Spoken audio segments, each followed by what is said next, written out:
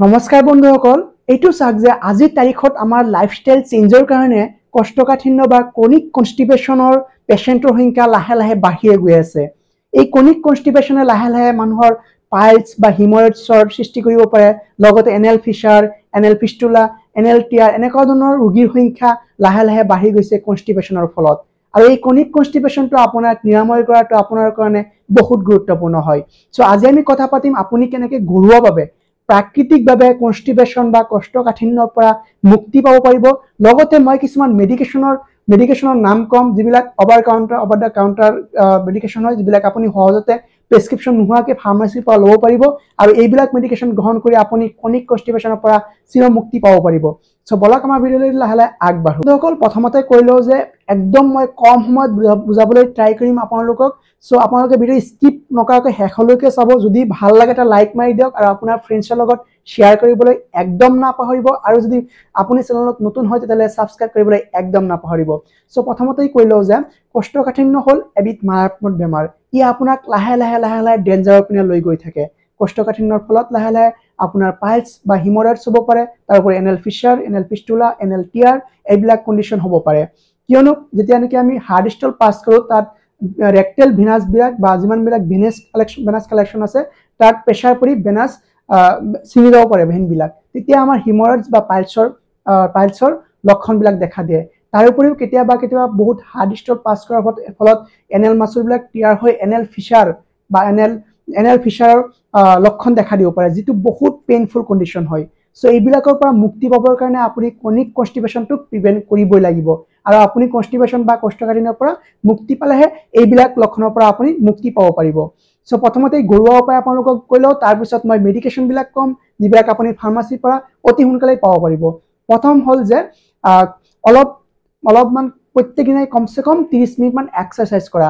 আমাৰ ইণ্টেষ্টাইনটো প্ৰায় 60 ফিটমান হয়, 60 ফিটমান দীঘল হয়। সো আমি যেতিয়া মুভ নকৰোঁ বা যেতিয়া আমি একেলগে শুই থাকোঁ বা কিবা এটা কাম একেলগে লৰচৰ নকৰাকৈ কৰি থাকোঁ, তেতিয়া আমাৰ ইণ্টেষ্টাইনে মুভ কৰিব নোৱাৰে, বা যিমানখিনি পানী আমাৰ ইণ্টেষ্টাইনৰ পৰা ৰিলিজ হ'ব লাগে ইমানখিনি ৰিলিজ নহয়। তাৰ ফলত কনষ্টিপেশ্যন হোৱাৰ প্ৰৱণতা বহুত বেছি বাঢ়ি যায়। সেইকাৰণে কোৱা হয় যে আপুনি ভাত খোৱাৰ পিছত কমচে কম লাহে লাহে আধা ঘণ্টামান খোজকাঢ়ক। তাৰোপৰিও কোৱা হয় যে গোটেই দিনটো শুই নাথাকি কমচে কম আধা ঘণ্টামান এক্সাৰচাইজ কৰিলে, ফিজিকেল এক্সাৰচাইজ কৰিলে আপুনি কনষ্টিপেশ্যনৰ পৰা মুক্তি পাব পাৰে।